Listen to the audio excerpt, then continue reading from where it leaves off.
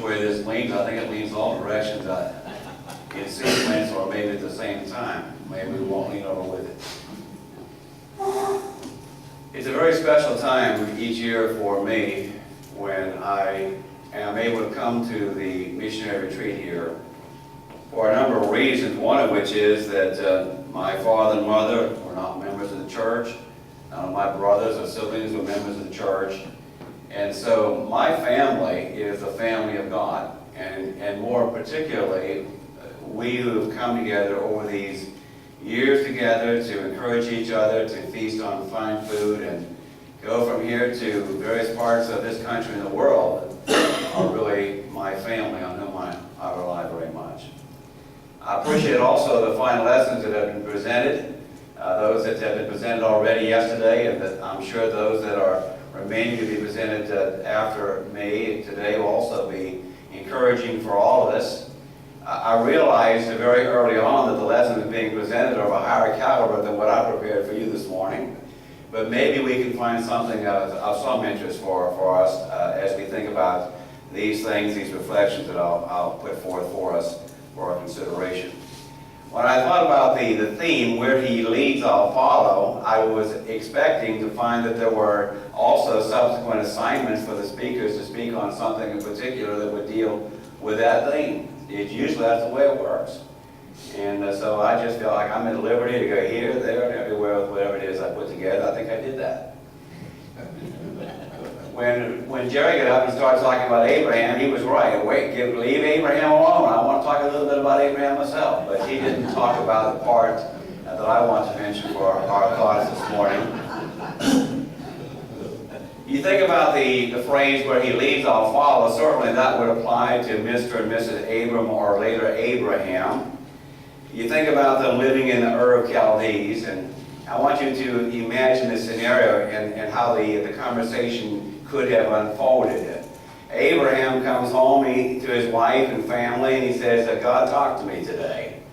Now, they were living during the time of patriarchy, and miracles did occur during that time period, but they weren't happening every day.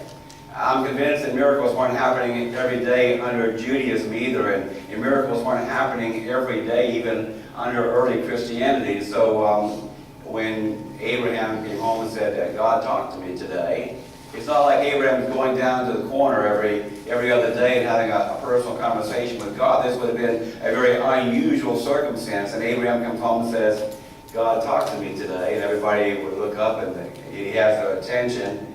And after this sunk in with them, then Abraham would say something to the effect that he wants us to leave our home and move.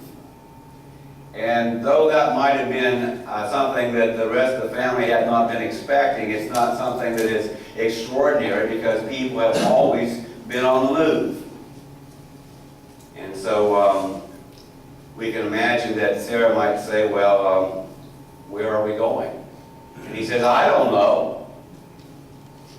And maybe in a subdued but respectful way, a lower voice, she says, really?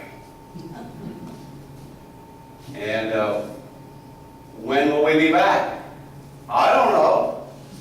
And so we can imagine how that conversation may have unfolded, and how that information may have impacted the family, impacted Abraham and Sarah, their extended family members, their staff, or their household. And we have all these herds and flocks that are involved. A very big undertaking to make this move away from Ur of Chaldees. And so they dutifully went along at the bidding of God, going in a direction they knew not where, perhaps, and how long they would be gone, and where all the travels would take them, or whether they would even return back to Ur of Chaldees. They dutifully went on in the bidding of the Lord, and they never returned home. Where he leads, I'll follow could have been uttered by Abraham and Sarah. Wherever he says go, we will go, and we will do that. And then later we find, with less direct communication, God involved in the unfolding of a very unplanned life for Joseph. And and how God's providence was certainly involved in all of that. We remember how that roughly Joseph was separated from his family as his brothers sold him into Egyptian slavery. And then they really shut the door, as it were, that they nailed it shut, as far as there being any hope whatsoever of Joseph ever being rescued by his father or rescued by his family. When they reported back to the father that he was killed by some wild beast, evidently, here's the evidence in his coat. It's stained in blood. And so there was no hope of a rescue. And nevertheless, all those circumstances that befell Joseph, his loyalty to God was unmovable. He never turned away from God. And we recall how that he rose from slavery and from dungeons to be the second highest ruler in all of Egypt. And he never returned to his homeland during his lifetime. But later his body was taken back home. And Joseph could have said, where he leads, I'll follow.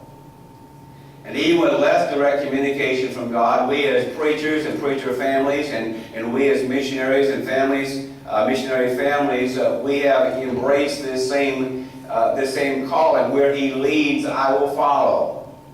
In our stateside ministries, often we bounce from one local work to another over the duration of our lives and the time during which we can be of service to God in that way. And as missionaries also, of course, we go into foreign fields either to live there for an extended period of time or perhaps in these short-term missions in which we often find ourselves today. And though we may on occasion go back and visit the home place, we may go back to where we were reared, we may visit our families and our friends, for most of us, we never return home to live and to reside in our lifetime. And maybe after we pass away, our bodies will be taken back to our homeland, like Joseph's body returned to his land after he died. And we'll be interred in our own cave of Machpelah. One time I was getting ready to go overseas. I think it was Bonnie and me at the time. And the congregation with which we were worshiping on Sunday morning before we were to leave, I forget the name of the song, but they sang the song, and there's a phrase in there that says, if I should die in a foreign field someday. That's all right to sing that in the comfort of our pews in our little buildings here in America, but it gets to be a little bit real when we're on the airplane going to a distant land and facing circumstances that are much different than those things we expect to experience on a daily basis at home. One time I was flying on an airplane with others, and we were going some distant place over the Pacific Ocean or some such place, and I was so attached to my wife, Bonnie, I couldn't imagine that I would survive her or she would survive me. It would be ideal if we could die together.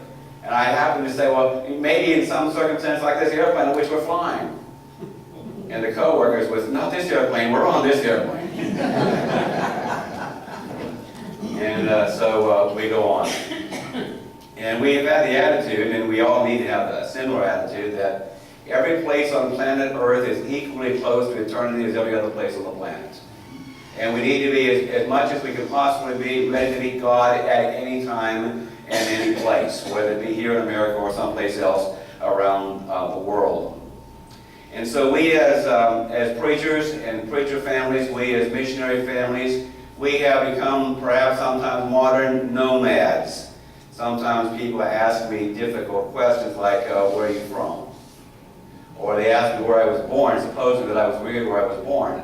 And I just tell them it's not an easy question to answer. They think I'm nuts. They may be right, but there's difficulty in answering that question. I was born in the state of Washington when my father was in the Navy, but I don't know what Washington looked like because we didn't live there.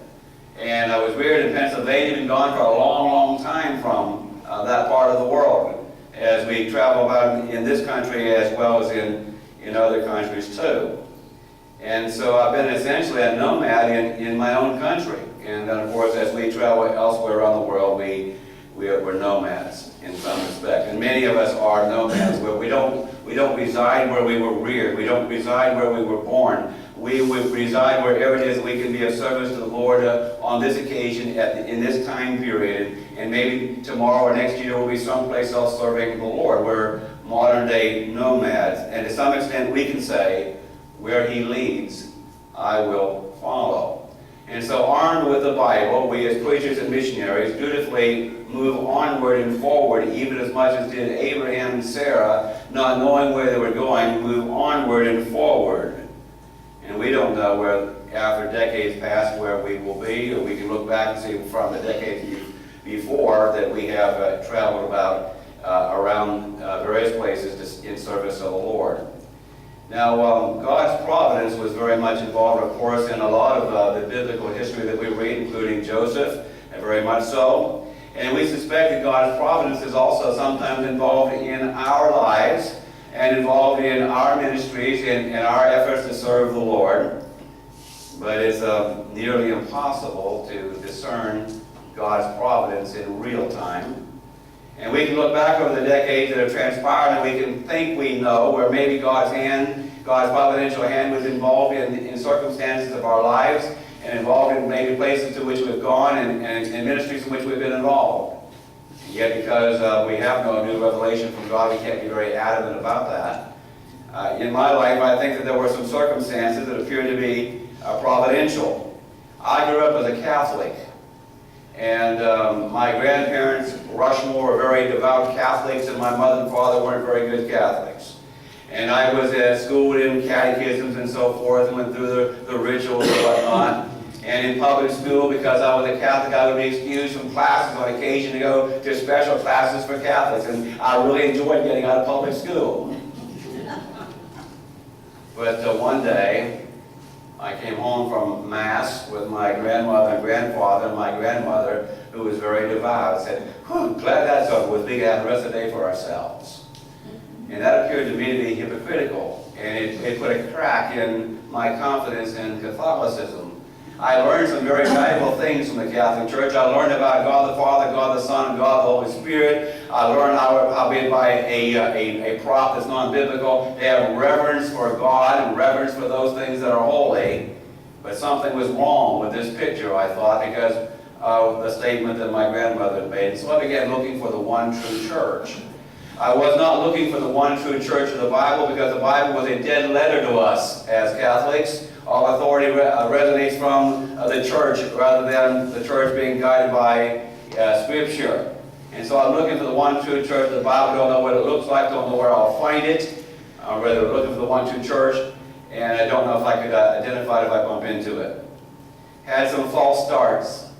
Bonnie and I, as we were dating, we would visit various things. My one brother, who's a year younger than me, we would visit various things. On one occasion, my younger brother, who's a year younger than me, has cerebral palsy. We went to a full businessmen's gospel meeting. They had food, I like that. And they had music that was pleasant. I enjoyed that. And then they had an altar call. And we're in a gymnasium, and we go and we kneel down at the stage. And that's when I find out you can't go back to your seat till you speak in tongues. And I'm not very emotional. Now, my brother, who's got a mental deficiency, he had no problem whatsoever speaking in tongues. He got to go sit down. But there are a few of us that are holders. We don't know how to do whatever it is that they want us to do. We're not being moved by any spirit. And so they come along and they whisper in our ears and tell us what to say. And so I know it's a fraud, and they know it's a fraud. And I say it because I want to go back and sit down.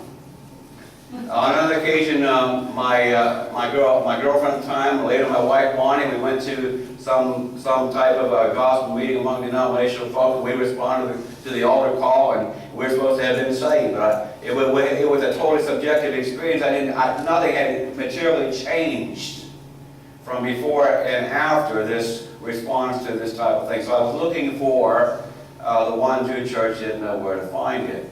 At the same time, I had an unpleasant, undesirable home life, and I wanted to get away from home. And so 6 days after graduation from high school, I was in boot camp in San Antonio, Texas. Boy, I didn't like that. And I was afraid that all of military life would be like that, and so when it came time to select my career field, I had a good aptitude test so I could select before the others in my flight what I wanted to be trained to do. And so, because I didn't like what I'd already experienced and afraid that everything else might be like that in the military, I chose to be a chaplain's assistant.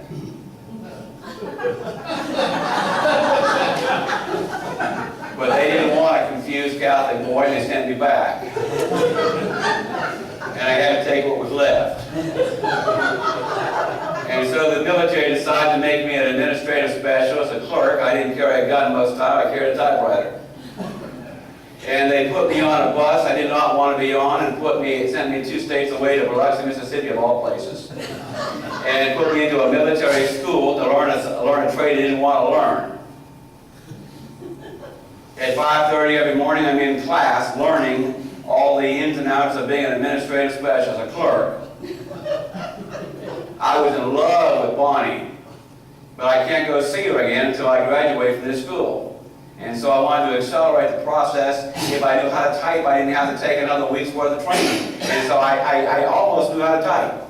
And so I took the test, and the test was, there's this script up here on the board where to take a piece of carbon paper and 2 sheets of white paper and where to type this thing out. Now I understand some of you don't even know what carbon paper is.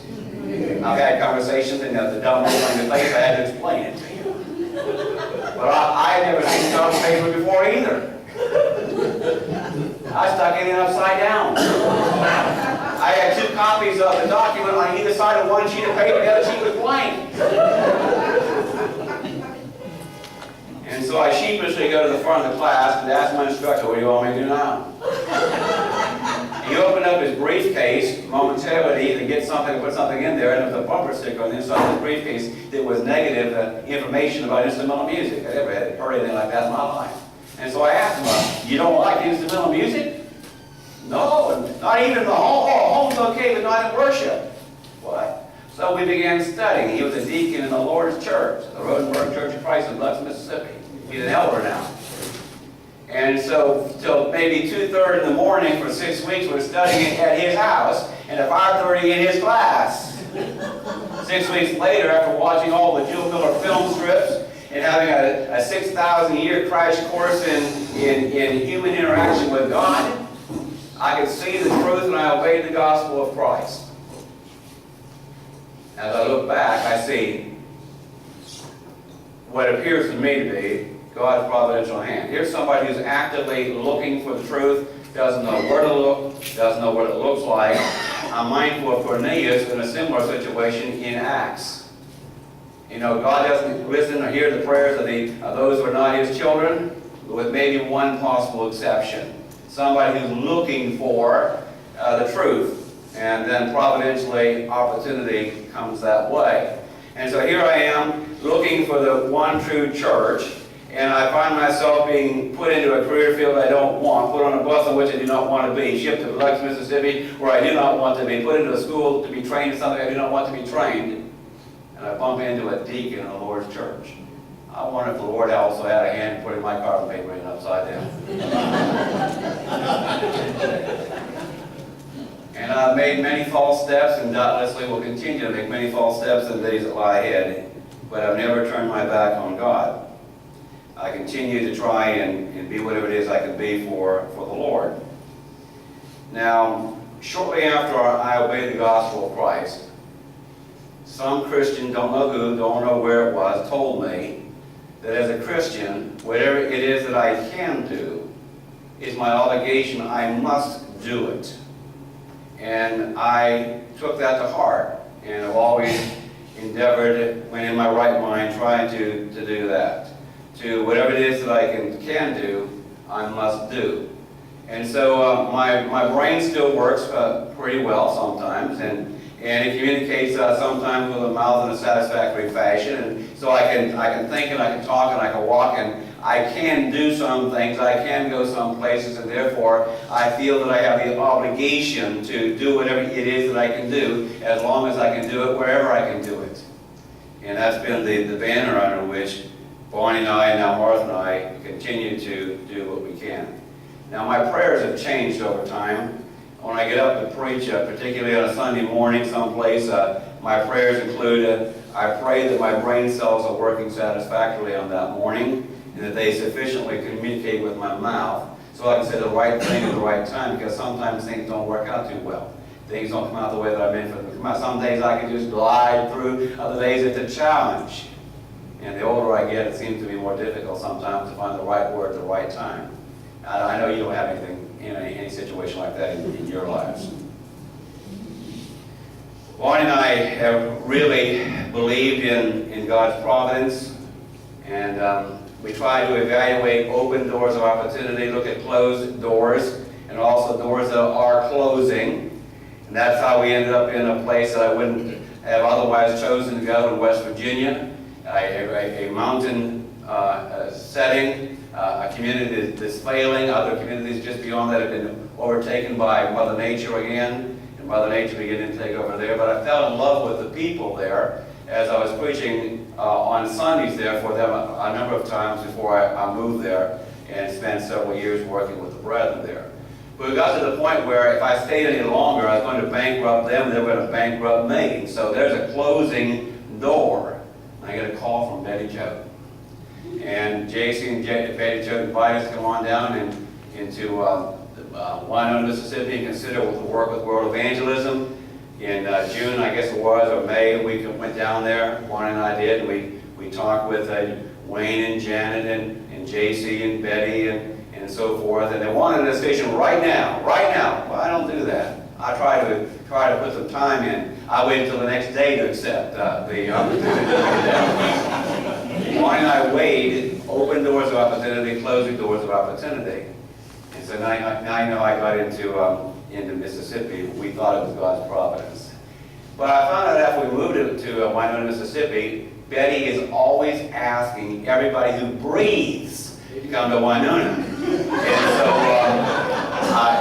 it took off some of the specialness of going to Winona when I found out she asked everybody who breathes. And some people actually respond and come down to Winona. Take that under consideration, Shane and Emily.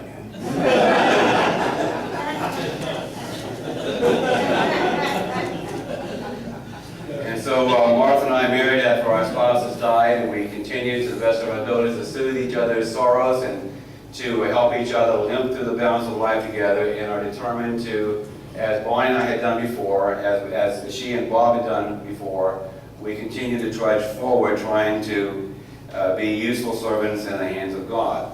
Bonnie and I always realized that we weren't the sharpest tools in the shed. We didn't have to be. We don't have to be the sharpest tools in God's shed. We simply have to be tools in God's hands, do the best that we can. There's something for everybody to do. And so that's how we apply ourselves to the work of the Lord. And so all of us as preachers and preacher families and missionaries and faithful Christians were merely pilgrims passing through earth's scenery on toward a home in heaven with God. And our essential mission is that we want to go to heaven, and that we want to take as many with us as we can persuade with the gospel of Christ to make the journey with us and go to heaven.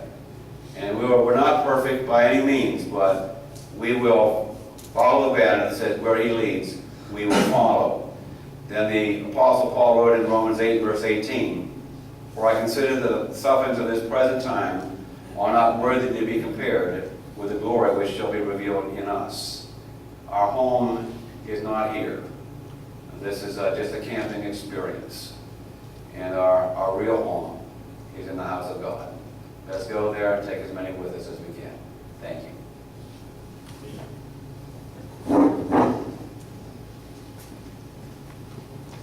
Thank you, Lewis. We got a little bit of time left.